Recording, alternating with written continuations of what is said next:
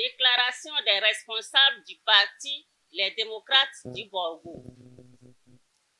À l'attention de la communauté nationale et internationale, ainsi qu'au corps diplomatique accrédité au Bénin. Nous, responsables du parti Les Démocrates du Borgo, tenons à exprimer notre vive inquiétude et notre indignation face aux persécutions incessantes dont notre parti est victime de la part des autorités publiques.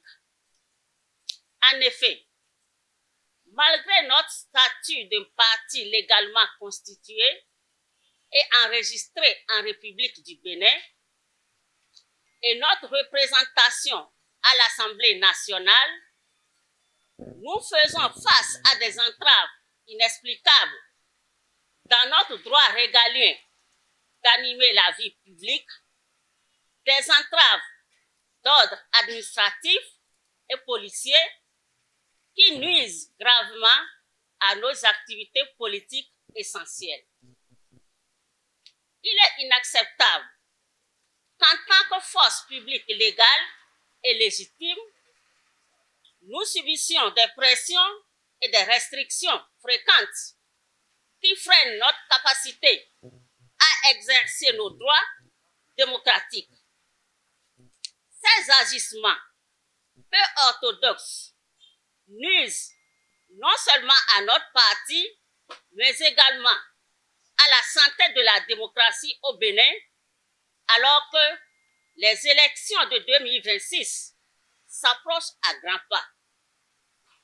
Des échéances qui nécessitent que toutes les formations politiques ayant une existence légale au Bénin puissent se débattre pour asseoir et consolider sa base.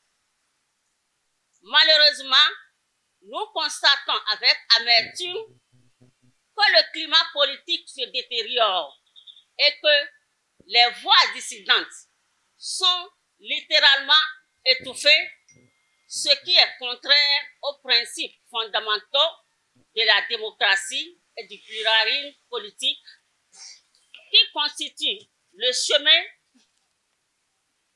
que le peuple béninois s'est tracé de façon libre et souveraine depuis 1990 à l'issue de l'historique conférence des forces vives de la nation. Nous citerons comme preuve quelques faits qui montrent que le régime de la rupture est décidé à ne pas partager l'arène politique avec les chapelles qui ne cautionnent pas sa politique de contrôle absolu.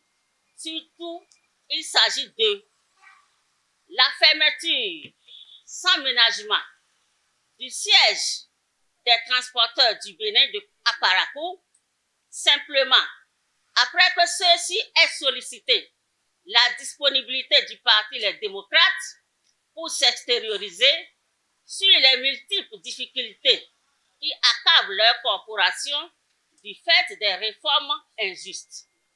La décharge systématique des responsables administratifs locaux dans les communes de Sinandé et de Bembereke pour leur adhésion au parti Les Démocrates. L'envahissement par les forces de l'ordre du domaine privé de l'honorable Valentin Djenotin, où était prévu pour se tenir une rencontre de présentation de vœux entre l'ancien ministre et son organisation Dave Asuka Midogwe. Et quelques mois plus tôt, notre parti avait essuyé une intervention brutale, grotesque et injustifiée de policiers et de militaires lourdement armés lors d'une de ces sorties à Ouenou dans la commune de Ndali.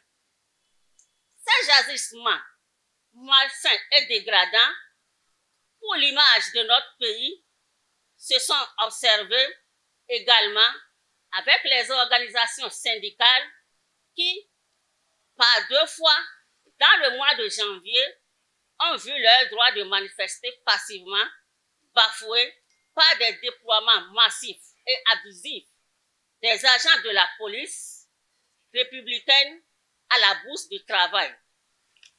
Et tout ceci sans compter avec les nombreuses manœuvres d'intimidation sur nos militants et les citoyens béninois dans l'ensemble du pays.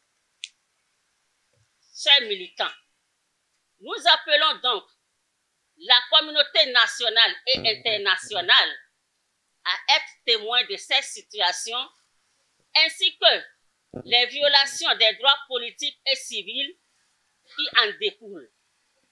Nous demandons également au corps diplomatique accrédité au Bénin de porter une attention particulière à ces atteintes répétées aux droits les plus élémentaires en matière politique et civile et à la démocratie et à l'état de droit.